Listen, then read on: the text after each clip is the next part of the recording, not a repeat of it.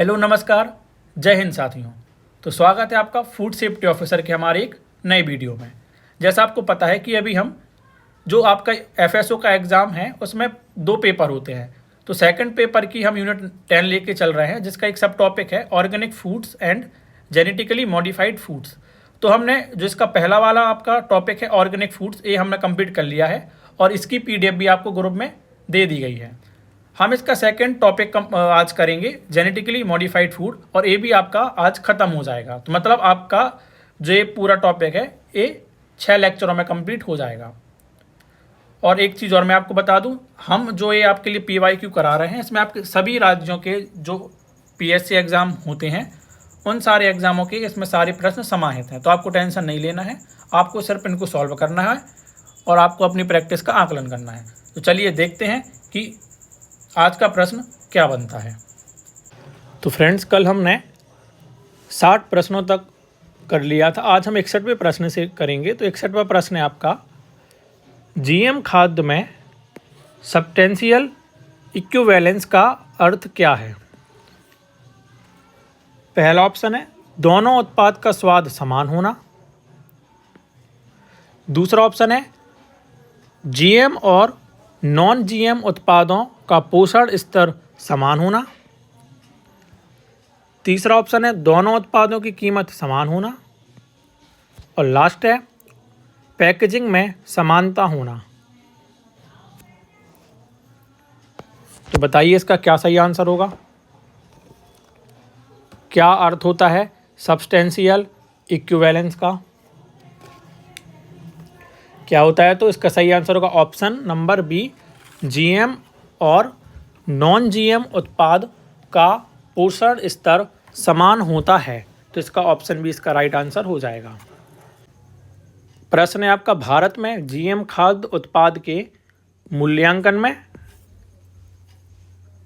Toxicological studies का प्रमुख उद्देश्य क्या है। किसका? टॉक्सिकोलॉजिकल स्टडीज का प्रमुख उद्देश्य क्या है? पहला ऑप्शन है रंग और आकार का परीक्षण। दूसरा ऑप्शन है स्वाद की स्वीकृति। तीसरा ऑप्शन है संभावित विषाक्त प्रभाव का मूल्यांकन।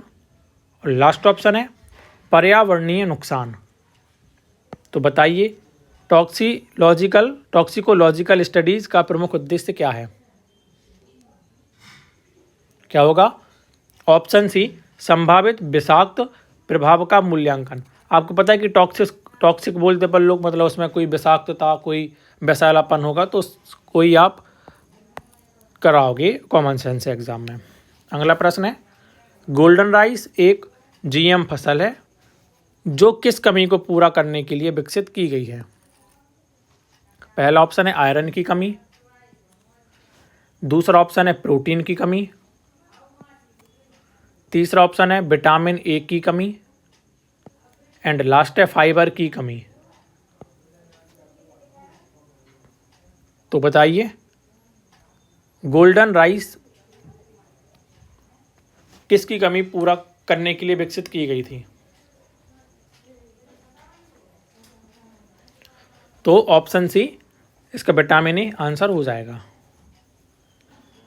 अगला प्रश्न है, जीएम फसलों की पर्यावरणीय सुरक्षा मूल्यांकन में कौन सी प्रक्रिया शामिल नहीं होती है?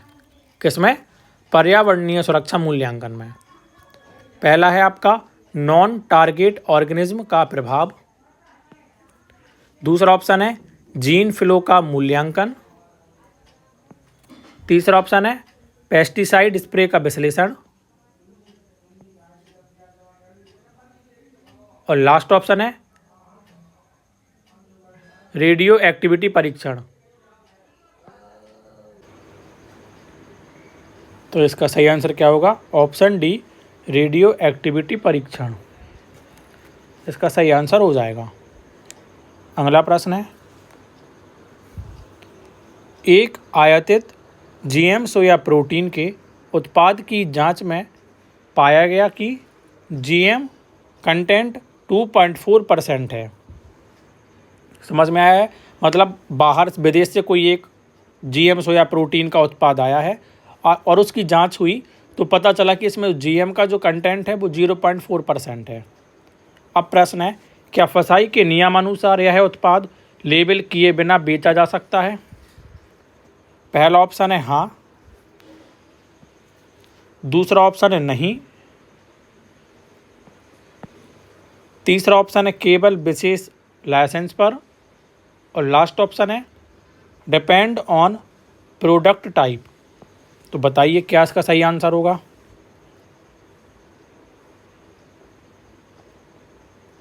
तो ऑप्शन बी नहीं।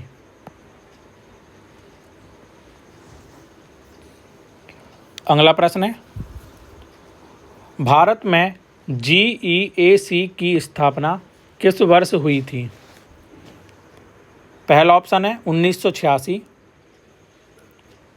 दूसरा ऑप्शन है 1990, तीसरा ऑप्शन है 1995 और लास्ट ऑप्शन है 2002। तो बताइए GEAC की स्थापना किस वर्ष हुई? तो किस वर्ष हुई? Option A 1986।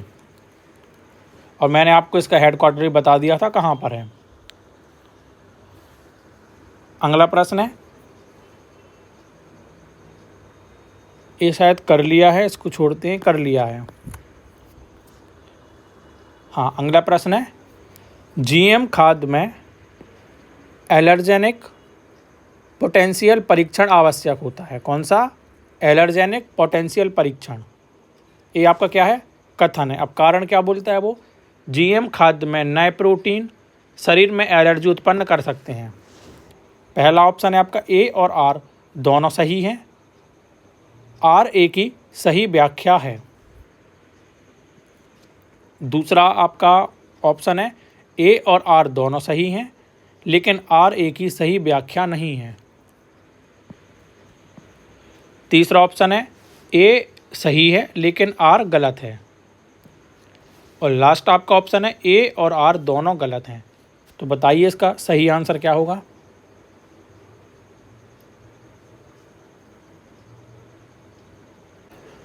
तो इसका आंसर क्या होगा?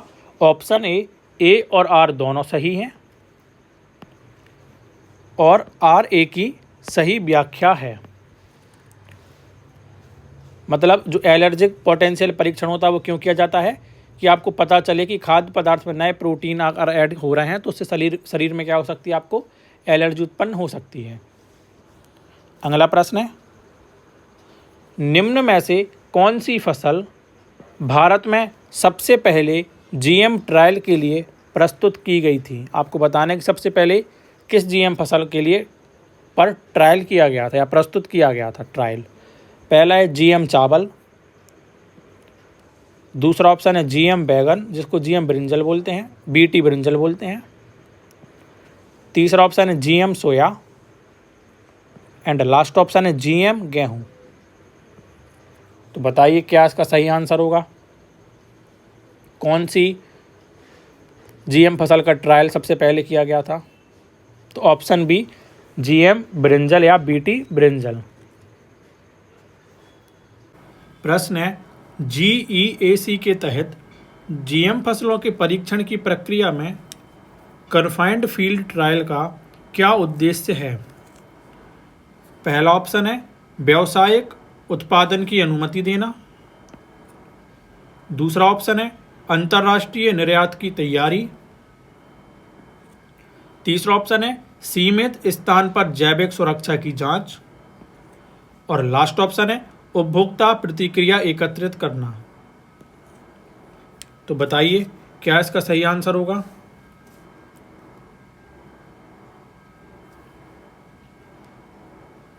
तो ऑप्शन सी इसका सही आंसर हो जाएगा, सीमित स्थान पर जैविक सुरक्षा की जांच। अगला प्रश्न है, निम्न में से कौन सा जीन गोल्डन राइस में प्रयुक्त नहीं होता है? मतलब आपको बताना है कि इसमें से कौन सा ऐसा जीन है जिसका यूज गोल्डन राइस में नहीं किया जाता है। पहला है PSY, दूसरा है CRTI, तीसरा ऑप्शन है CRY1AB और लास्ट ऑप्शन है LCY। तो बताइए कौन सा जीन है जिसका उपयोग गोल्डन राइस में नहीं किया जाता है? तो कौन सा होगा?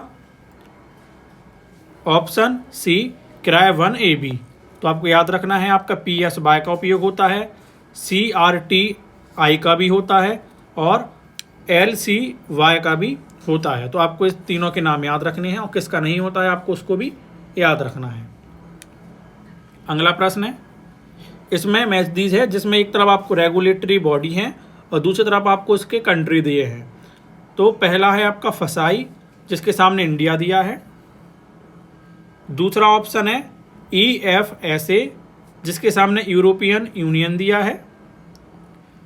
तीसरा ऑप्शन है FDA जिसके सामने आपको यूनाइटेड स्टेट दिया है और लास्ट ऑप्शन है हेल्थ कनाडा जिसके सामने आपको कनाडा ऑप्शन दिया है। तो आपको मैच दीज करना है कि क्या सही आंसर इसका होगा। कॉपी में आप इसका कर लिख लीजिए क्या आंसर होगा। मैं रुकाऊं 30 सेकेंड।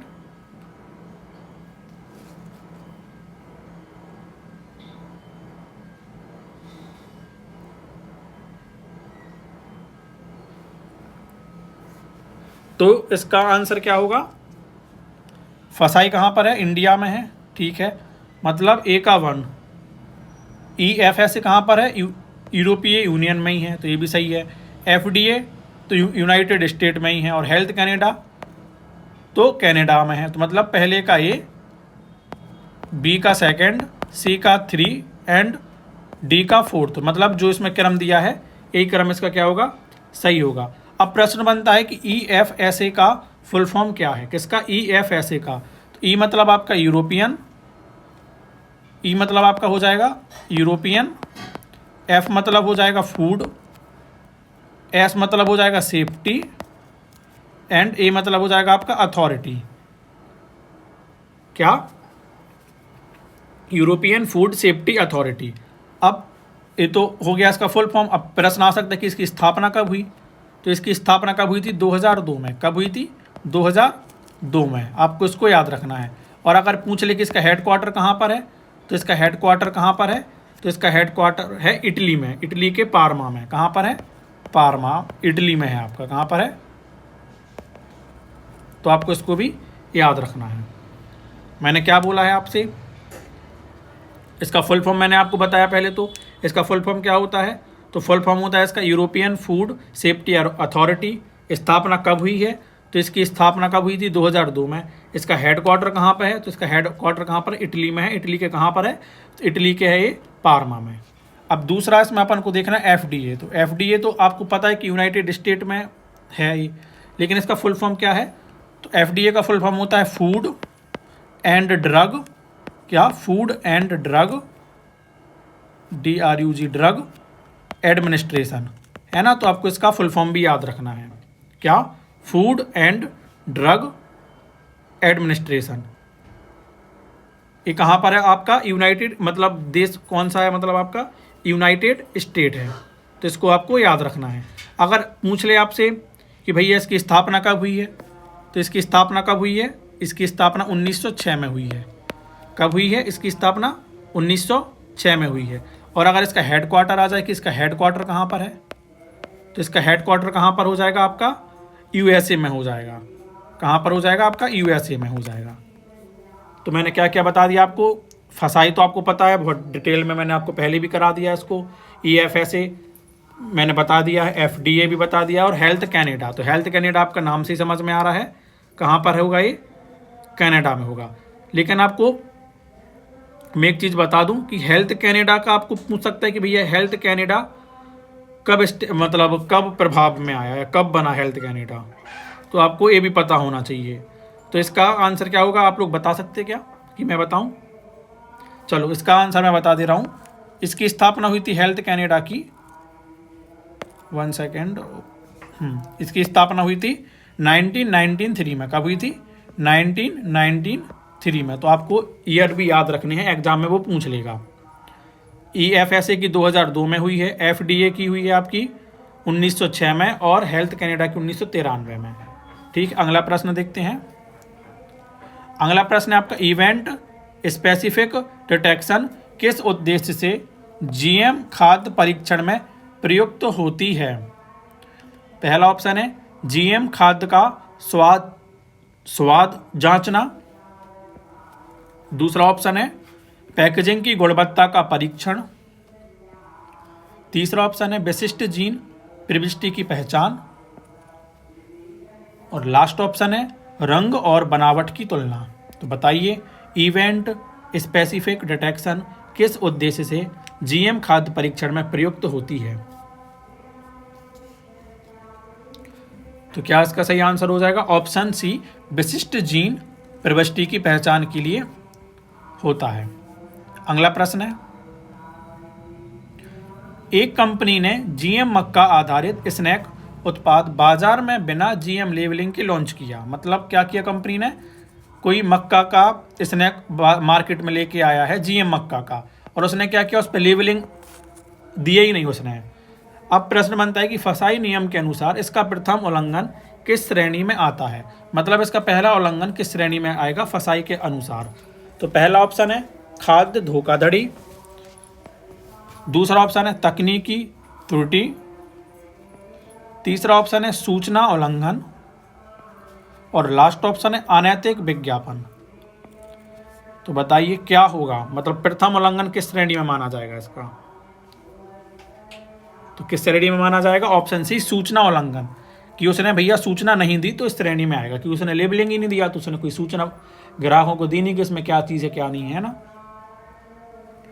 अगला प्रश्न है, निम्न में से कौन सा कथन सही है? आपको बताना है कि इसमें से कौन सा कथन सही है। पहला ऑप्शन है भारत में जीएम खाद्य का कोई स्पष्ट कानूनी ढांचा नहीं है। दूसरा ऑप्शन है फसाई ने जीएम खाद्य पर लेबलिंग गाइडलाइन लागू नहीं किए हैं। तीसरा ऑप्शन है भारत में जीएम खाद्य के लिए फसाई लाइसेंस अनिवार्य है। और लास्ट आपका ऑप्शन है जीईएसी खुदरा बिक्री की अनुमति देती है। तो कौन सा इसमें सही है आपको यह बताना है। तो कौन सा होगा? ऑप्शन सी, भारत में जीएम खाद्य के लिए फसाई लाइसेंस अनिवार्य है। बाकी इसमें सब कुछ गलत दिया हुआ है। अगला प्रश्न है,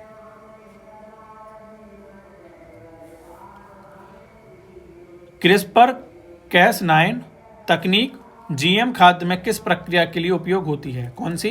क्रिस्पर Cas9। पहला है, आपको टेक्निक याद रखनी है, इसको बहुत महत्वपूर्ण है ये। पहला ऑप्शन है उत्पादन बढ़ाने के लिए। दूसरा ऑप्शन है खाद्य स्वाद सुधारने के लिए। तीसरा ऑप्शन है जीनोम संपादन के लिए।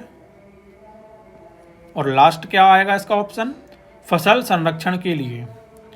तो बताइए इस तकनीक का जो है उपयोग किस में किया जाता है, किस प्रक्रिया में किया जाता है?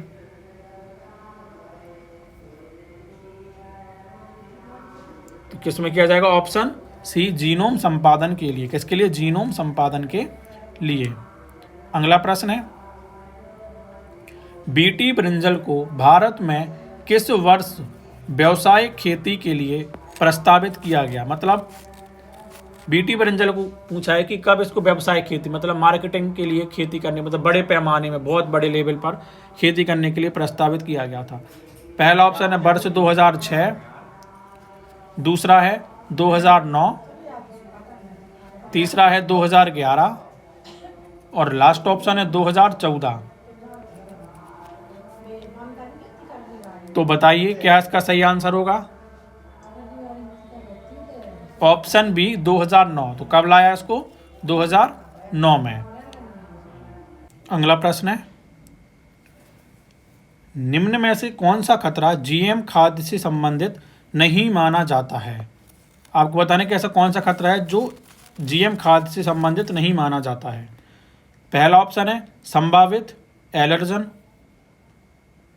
दूसरा है ऑप्शन जीन का प्रसार। तीसरा ऑप्शन है उपज में गिरावट। और लास्ट ऑप्शन है विषाक्तता। तो बताइए कौन नहीं है संबंधित? तो कौन नहीं होगा? ऑप्शन सी, उपज में गिरावट का इससे कोई लेना देना नहीं है। अगला प्रश्न है, आपको कथन दिया है कि भारत में GEAC GM फसलों की बायोसेफ्टी का मूल्यांकन करती है, और कारण दिया है आपको कि GEAC पर्यावरण मंत्रालय के अधीन एक सांविधिक निकाय है। किसके? पर्यावरण मंत्रालय के। तो पहला ऑप्शन है ए और आर दोनों सही हैं, और आर एक ही सही व्याख्या है। दूसरा है ए और आर दोनों सही हैं, लेकिन आर एक ही सही व्याख्या नहीं है। तीसरा ऑप्शन है ए सही है लेकिन आर गलत है। और लास्ट ऑप्शन है ए और आर दोनों गलत हैं। तो बताइए क्या इसका सही आंसर होगा?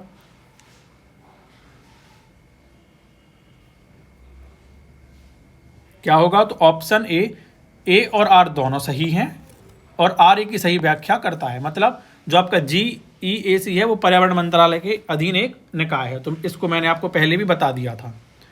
अगला प्रश्न है, भारत में GM खाद्य की निगरानी और परीक्षण के लिए फसाई के अंतर्गत कौन सी प्रयोगशालाएं अनुमोदित हैं? पहला ऑप्शन है NABL और ISO प्रमाणित। दूसरा ऑप्शन है केवल ICMR। तीसरा ऑप्शन है केवल एम्स। और लास्ट ऑप्शन है केवल राज्य सरकार प्रयोगशालाएं। तो बताइए क्या इसका सही आंसर होगा?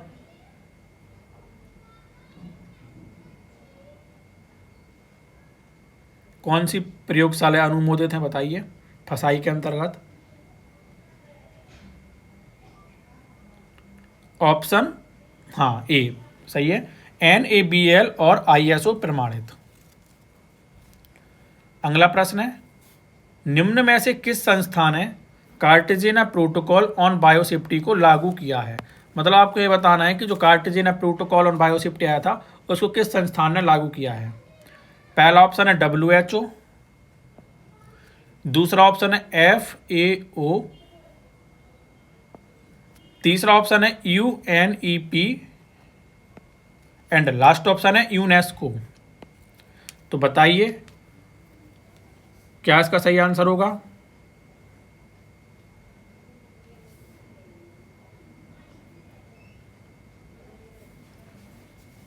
तो ऑप्शन सी इसका राइट आंसर हो जाएगा।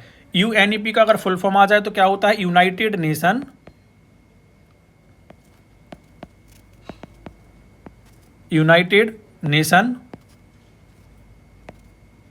Environment programme. क्या? Environment programme.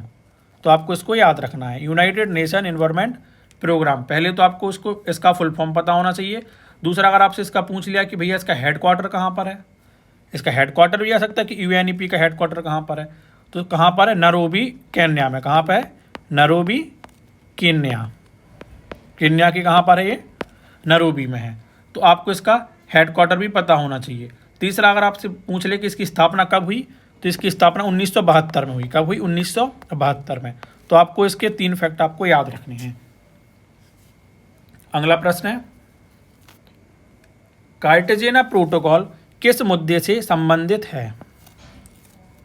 पहला ऑप्शन है जैविक खेती का विस्तार। दूसरा ऑप्शन है GM जीवों का अंतर्राष्ट्रीय आदान प्रदान।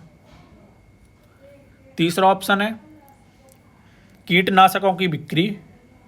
और लास्ट ऑप्शन है जलवायु परिवर्तन। तो बताइए क्या इसका सही आंसर होगा?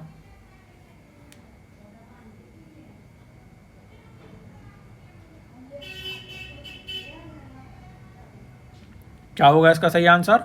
ऑप्शन बी, GM जीवों का अंतर्राष्ट्रीय आदान प्रदान। अगला प्रश्न है, इसमें आपकी मैच दी है। एक तरफ आपके GM क्रॉप दिए हैं, दूसरी तरफ उसके ट्रायल दिए हैं।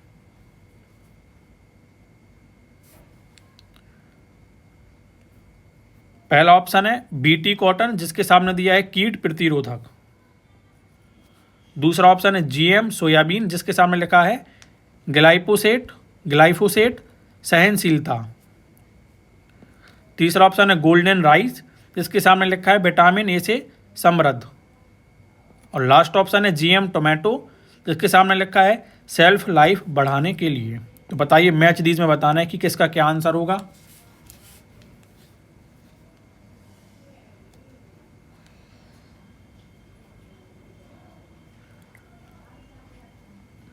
क्या होगा इसका सही आंसर? हाँ, तो बीटी कॉटन का क्या हो जाएगा? बीटी कॉटन कीट प्रतिरोधक है, तो पहले का पहला ही हो जाएगा। दूसरा GM सोयाबीन, तो GM सोयाबीन का क्या होगा? ग्लाइफोसेट सहनशीलता हो जाएगा। गोल्डन राइस का क्या हो जाएगा? विटामिन ए, तो ये भी सही है कि भैया गोल्डन राइस से विटामिन ए पाया जाता है। और GM टोमेटो का क्या हो जाएगा? तो सेल्फ लाइफ बढ़ाने के लिए। मतलब जो इसके सामने दिए हैं तो ये इसके आंसर्स हो जाएंगे। अगला प्रश्न है, भारत में GEAC के निर्णयों को चुनौती देने का अधिकार किस निकाय को प्राप्त है? मतलब अगर आपको कोई ऐसा डिसीजन लगता है GEAC का, तो आप किस निकाय के पास जाके इसको चुनौती दे सकते हो, इसके निर्णयों को चुनौती दे सकते हो? पहला ऑप्शन है NGT, दूसरा ऑप्शन है सुप्रीम कोर्ट,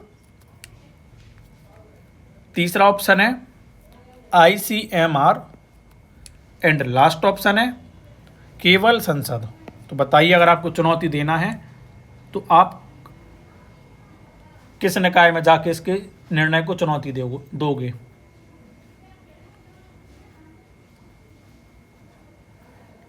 तो क्या इसका सही आंसर हो जाएगा? ऑप्शन ए NGT, मतलब नेशनल ग्रीन ट्रिब्यूनल।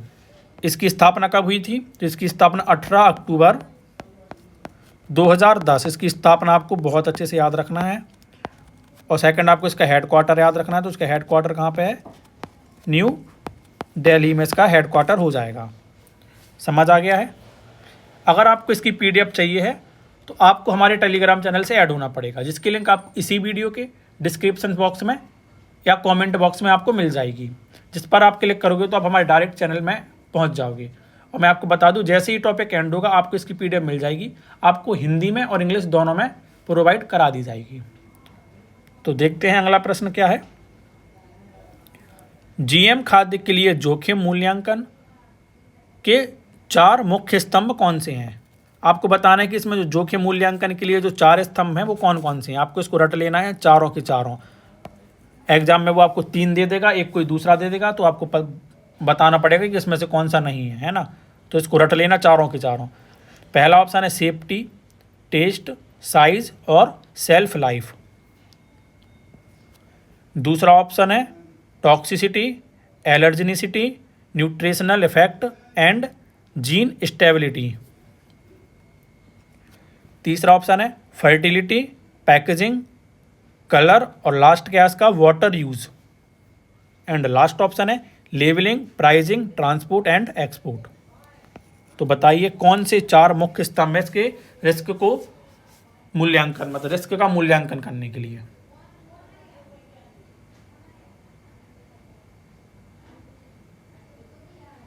क्या हो जाएगा? ऑप्शन बी, मतलब toxicity, allergenicity, nutritional effect and gene stability.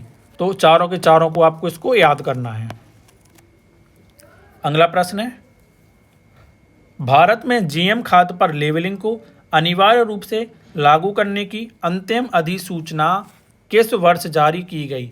मतलब सिंपल बोल रहा है कि अब आपको जितने भी GM खाद्य होंगे पदार्थ, उस पर आपको लेबलिंग करनी पड़ेगी। तो इसकी अंतिम अधिसूचना कब आई? पहला ऑप्शन है वर्ष 2015, दूसरा ऑप्शन है वर्ष 2017, तीसरा ऑप्शन है वर्ष 2021 एंड लास्ट ऑप्शन है वर्ष 2022।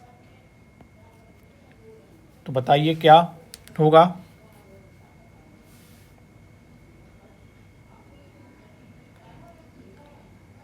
तो ऑप्शन डी, वर्ष 2022 इसका सही आंसर हो जाएगा। अगला प्रश्न है, बीटी फसल में क्राइजीन मुख्य रूप से क्या करता है? मतलब जो बीटी फसल में जो क्राइजीन होता है इसका काम क्या है, आपको ये बताना है। पहला ऑप्शन है प्रकाश संश्लेषण बढ़ाता है, दूसरा ऑप्शन है प्रोटीन का संश्लेषण करता है, तीसरा ऑप्शन है कीट की आंत को विषाक्त करता है और लास्ट ऑप्शन है बीज का आकार बढ़ाता है। तो क्राइजीन का कार्य क्या है आपको यह बताना है।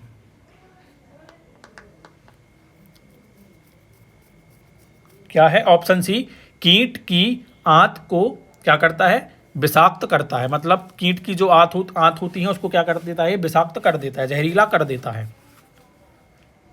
अगला प्रश्न है, इसमें आपका कथन है कि भारत में अब तक किसी भी जीएम खाद्य को खुले बाजार में पूर्ण अनुमति नहीं दी गई है। कहाँ पर? खुले बाजार में। और दूसरा है, इसमें कारण दिया है इसका कि जीएम खाद्य को लेकर भारतीय उपभोक्ताओं में स्वास्थ्य और नैतिक चिंताएं हैं। तो पहला ऑप्शन है ए और आर दोनों सही हैं और आर ए की सही व्याख्या है। दूसरा ऑप्शन है ए और आर दोनों सही हैं लेकिन आर ए की सही व्याख्या नहीं है। तीसरा ऑप्शन है ए सही है लेकिन आर गलत है। और लास्ट ऑप्शन है ए और आर दोनों गलत हैं। तो बताइए इसका सही आंसर क्या होगा?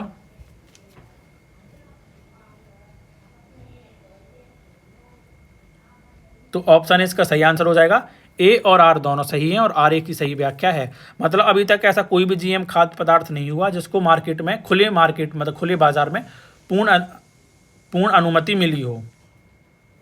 और दूसरा है वो तो आपको समझ आ गया होगा। चलिए अगला प्रश्न देखते हैं क्या है। निम्न में से कौन सी जीएम फसल अभी तक भारत में व्यावसायिक रूप से स्वीकृत नहीं है? पहला ऑप्शन है बीटी कॉटन, दूसरा है बीटी ब्रिंजल, तीसरा है herbicide tolerant soybean and last है गोल्डन राइस। तो बताइए इनमें से कौन सा व्यावसायिक रूप से अभी स्वीकृति नहीं मिली है भारत में?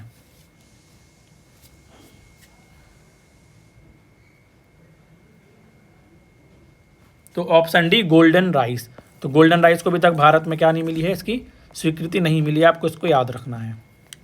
अगला प्रश्न है, भारत सरकार द्वारा जीएम खाद्य के नियमन हेतु new food safety and standard genetically modified food regulation किस वर्ष लागू किए गए हैं? पहला ऑप्शन है 2016, दूसरा ऑप्शन है 2019, तीसरा ऑप्शन है 2021 एंड लास्ट है 2022। तो बताइए इसका सही आंसर क्या होगा? किस वर्ष new food safety and standard regulation आया था?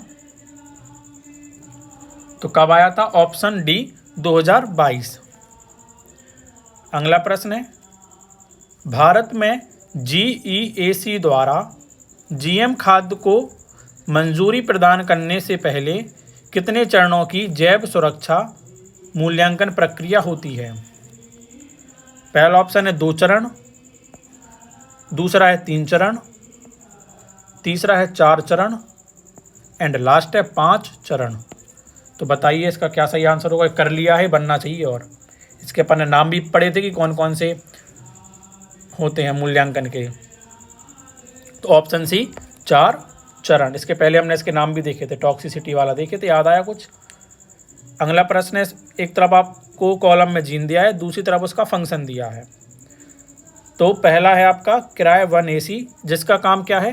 कीट प्रतिरोधकता। आपको बताना है कि है कि नहीं, है ना।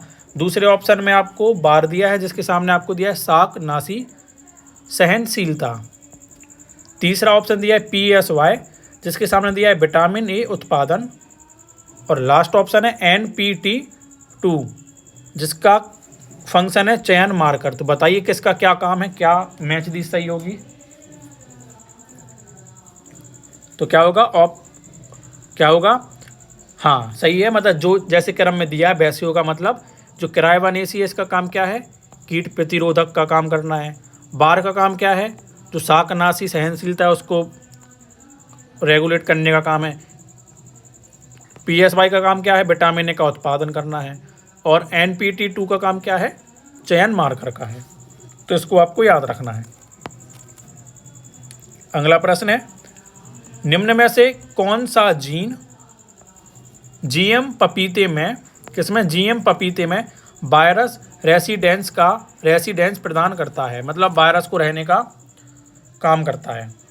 पहला ऑप्शन है कोट प्रोटीन जीन, दूसरा ऑप्शन है क्राई2AB, तीसरा ऑप्शन है बार, और लास्ट ऑप्शन क्या है आपका EPSPS। तो बताइए क्या इसका सही आंसर होगा?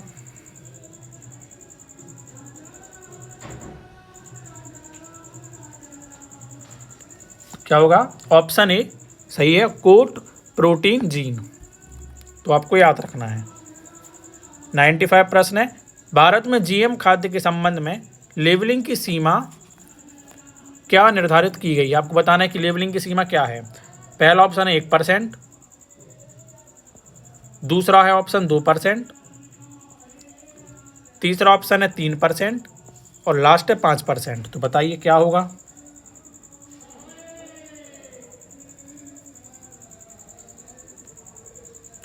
तो ऑप्शन ए 1%। अगला प्रश्न है, बीटी फसलों के कारण कीटों में प्रतिरोधक विकसित होने से बचने हेतु कौन सी रणनीति अपनाई जाती है? पहला ऑप्शन है मोनोकल्चर, दूसरा ऑप्शन है रिफ्यूज स्ट्रेटजी, तीसरा ऑप्शन है double harvesting and last option है मिक्स्ड क्रॉपिंग। तो बताइए कौन सी रणनीति अपनाई जाती है? तो ऑप्शन बी इसका सही हो जाएगा, रिफ्यूज स्ट्रेटजी। अगला प्रश्न है, GM खाद्य की एलर्जेनिक क्षमता परीक्षण में मुख्य रूप से किसका अध्ययन किया जाता है? किसमें? एलर्जेनिक क्षमता परीक्षण में। पहला ऑप्शन है लिपिड प्रोफाइल, दूसरा है डाइजेस्टिबिलिटी एंड हीट स्टेबिलिटी, तीसरा ऑप्शन है DNA fingerprinting and last option है मिनरल्स एनालिसिस। तो बताइए एलर्जेनिक अगर आपको क्षमता का परीक्षण करना है तो आपको किसका अध्ययन मुख्य रूप से करना पड़ेगा? तो किसका करना पड़ेगा? Option B digestibility and heat stability. अगला प्रश्न है, निम्न में से किस देश ने सबसे पहले GM फसल को व्यावसायिक रूप से स्वीकृत किया था? मतलब आपको बताना है ऐसा कौन सा देश था जिसने सबसे पहले GM फसल को व्यावसायिक रूप में स्वीकृति दी? पहला ऑप्शन है भारत, दूसरा ऑप्शन है अमेरिका, तीसरा ऑप्शन है चाइना एंड लास्ट ऑप्शन है ब्राज़ील। तो बताइए इसका सही आंसर क्या होगा? क्या होगा? Option B America. ठीक है। अगला प्रश्न है, एक तरफ आपको इसमें कथन दिया है, दूसरी तरफ आपको कारण दिया है। तो कथन है कि GM खाद्य उत्पाद फसाई लाइसेंस के बिना नहीं बेचे जा सकते हैं। जो आपके खाद्य उत्पाद हैं GM वाले, उसको आप बिना फसाई के लाइसेंस के नहीं बेच सकते। कारण क्या दे रहा है वो? कि फसाई GM खाद्य को नोवेल फूड्स की श्रेणी में मानता है। पहला ऑप्शन है A और R दोनों सही हैं और R एक ही सही व्याख्या है। दूसरा ऑप्शन है A और R दोनों सही हैं लेकिन R एक ही सही व्याख्या नहीं है। तीसरा ऑप्शन है A सही है लेकिन R गलत है। और लास्ट ऑप्शन है A और R दोनों गलत हैं। तो बताइए क्या इसका सही आंसर होगा? तो ऑप्शन ए इसका सही हो जाएगा। मतलब A और R दोनों कथन सही हैं और R एक ही सही व्याख्या करता है। मतलब फसाई GM को क्या मानता है? नोवेल फूड की श्रेणी में मानता है। आज की क्लास का और इस टॉपिक का लास्ट प्रश्न है। प्रश्न है, भारत में GEAC के साथ GM खाद्य के लिए कार्य करने वाला कौन सा विशेषज्ञ निकाय वैज्ञानिक मूल्यांकन करता है? कौन सा वैज्ञानिक मूल्यांकन? पहला ऑप्शन है RCAC, दूसरा ऑप्शन है RCGM, तीसरा है ICMR और लास्ट ऑप्शन है BIS। तो बताइए इसका लास्ट प्रश्न का आंसर क्या होगा? तो क्या होगा? Option B RCGM। इसका फुल फॉर्म की अगर बात करें तो R मतलब क्या होता है? रिव्यू। क्या होता है? R मतलब रिव्यू, C मतलब आपका कॉमेटी आ जाएगा, ऑन, G मतलब आपका जेनेटिक आ जाएगा और M मतलब हो जाएगा क्या? मैनिपुलेशन आ जाएगा। तो review committee on genetic manipulation, तो आपको इसको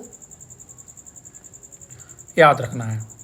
तो इसी के साथ हमारे जो 100 प्रश्न हुए आपके जेनेटिक फूड्स वाले वो भी एंड होते हैं।